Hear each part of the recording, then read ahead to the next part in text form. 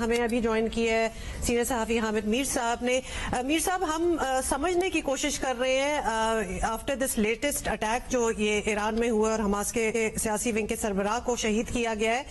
کہ اسرائیل کو تو کوئی لگام نہیں ڈال سکتا.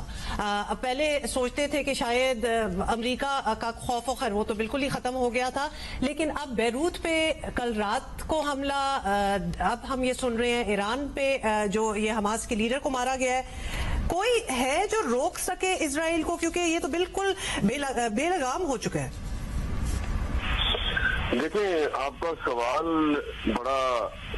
سادہ سا ہے اور میرے پاس اس کا بڑا ہی سادہ سا جواب ہے, اور وہ یہ ہے کہ یس, بالکل اسرائیل کو لگام ڈالی جا سکتی ہے, اور وہ ایک تنظیم ہے اس دنیا میں,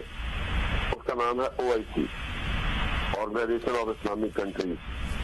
اور OIC جو ہے وہ بظاہر اب دنیا میں ایک مذاق بن چکی ہے, لیکن اگر یہ تھوڑا سا اگر اسٹینڈ لے لیں اس تنظیم میں جو اسلامی ممالک شامل ہے, تھوڑا سا یونٹی اگر دکھائیں, واقعی صرف بیان بازی نہ کرے تو بالکل لگام ڈال سکتے ہیں. لیکن کیونکہ OIC جو ہے وہ صرف ایک نام نہاد قسم کی تنظیم ہے, اور قائم بھی یہ بیت المقدس کے تحفظ کے لیے ہوئی تھی 1969 میں, جب بیت المقدس کو ایک آسٹریلین یو نے آگ لگا دی تھی, تو اس کے رد عمل میں یہ قائم ہوئی تھی. اور اس میں اس وقت پاکستان کا بڑا رول تھا, اور اس وقت کچھ عرب کنٹریز نے کوشش کی تھی کہ اس میں انڈیا کو بھی شامل کیا جائے, لیکن پاکستان نے انڈیا کا راستہ روکا تھا اس وقت. یہ اب ایک مذاق بن چکی ہے, بالکل اس کو آپ روک سکتے ہیں اسرائیل کو, کیونکہ اس میں سب سے بڑی بات یہ ہے کہ صرف امریکہ جو ہے وہ اسرائیل کو سپورٹ نہیں کر رہا, بلکہ کچھ اور بھی ویسٹرن کنٹریز ہیں, اور انفارچونیٹلی اس میں کچھ ایسے ممالک بھی ہیں جو اسرائیل کو انڈائریکٹلی سپورٹ کرتے ہیں, جن کا تعلق OIC کے ساتھ ہے, وہ OIC میں شامل ہے. بظاہر وہ OIC کی جو ریزولوشنز ہوتی ہیں اس کو سپورٹ کرتے ہیں, لیکن اندر سے وہ اسرائیل کے ساتھ ہے. اور یہ جو ایران میں اب اٹیک ہوا ہے, جس میں اسماعیل ہانیہ صاحب کو ٹارگٹ کیا گیا ہے, اس سے آپ کو ایک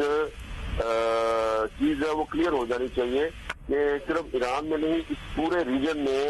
جو اسرائیل کی انٹیلیجنس ہے اس نے اپنا نیٹ ورک چلایا ہوا ہے. اسرائیل جو ہے اس نے ایران میں بہت سے ان کے جو اہم رہنما ہیں ان کو ٹارگٹ کیا ہے, بہت کامیابی کے ساتھ. اس نے عراق میں کیا ہے, اور اس کے علاوہ بھی اس کے شام میں کیا. جی بالکل. اور شام دیکھیں نا, یہ تو ابھی تو میں بڑی احتیاط سے نام لے رہا ہوں.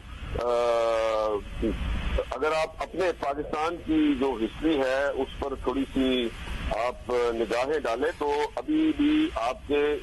اسلامی جمہوریہ پاکستان میں آپ کی انٹیلیجنس سروسز کے ایسے بہادر افسران موجود ہیں جو اب ریٹائر ہو چکے ہیں, جنہوں نے آپ کے اسلامی جمہوریہ پاکستان کے اندر سے آپ کی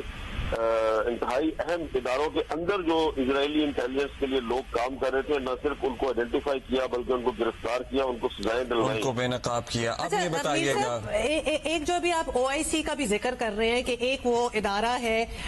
جو شاید کنٹرول کر سکتا ہے, خیر وہ ادارہ جو ہے وہ کافی ویک ہے. آپ کیا کہیں گے کہ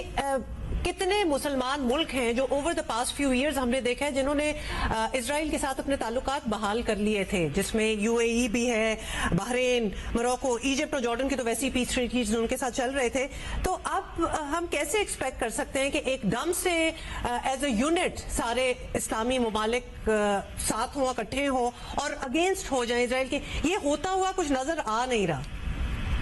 دیکھیں, بحال کا لفظ میرا خیال مناسب نہیں ہے. بحال تو ہوتا ہے کہ پہلے قائم تھے, پھر ختم ہوئے, اور پھر اس کو ریسٹور کیا گیا. آپ یہ کہہ سکتے ہیں کہ کچھ مسلم ممالک جو ہیں انہوں نے اپنے اسرائیل کے ساتھ تعلقات کو قائم کیا, یعنی کہ اسٹیبلش کیا. اب دیکھیں, یہ بھی اگین آپ ایک بڑا اہم سوال اٹھا رہی ہیں. اب اس میں دو مثالیں آپ کو دیتا ہوں. ایجپٹ جو ہے, مصر, اس نے اسرائیل کے ساتھ تعلقات قائم کیے جو انور السادات تھے, جو ان کے پریزیڈنٹ تھے. تو انہوں نے اسرائیل کے ساتھ امریکہ کے پریشر پر ایک معاہدہ کیا, اور اس کے بعد ان کو پوری دنیا میں ویسٹ نے بہت ان کو اپریشیٹ کیا. لیکن ہوا کیا اس کے بعد مصر میں ڈیموکریسی قائم رہی؟ کیا مصر کی اقتصادی حالت ٹھیک ہوئی؟ انور سادات صاحب جو ہے اس کے بعد قتل ہو گئے، فوجی پریڈ میں وہ اسلامی لے رہے تھے، وہیں پہ ان کو قتل کر دیا گیا،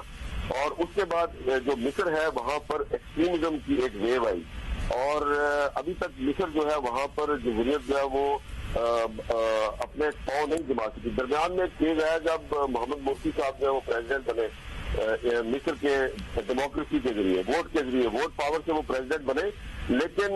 ان کو مصر کی فوج نے امریکہ کی مدد سے ہٹا دیا، اور اب ایک دفعہ پھر مصر جو ہے وہاں پر ایک فوجی عامر ہے، بظاہر وہ الیکشن بھی کرواتا ہے، لیکن وہ اس کو امریکہ اور اسرائیل کی حمایت حاصل ہے، اور اس وقت جو بھی حماس کے ساتھ ہو رہا ہے، جو کچھ غزہ میں ہو رہا ہے، یہ صرف اور صرف مصر کی جو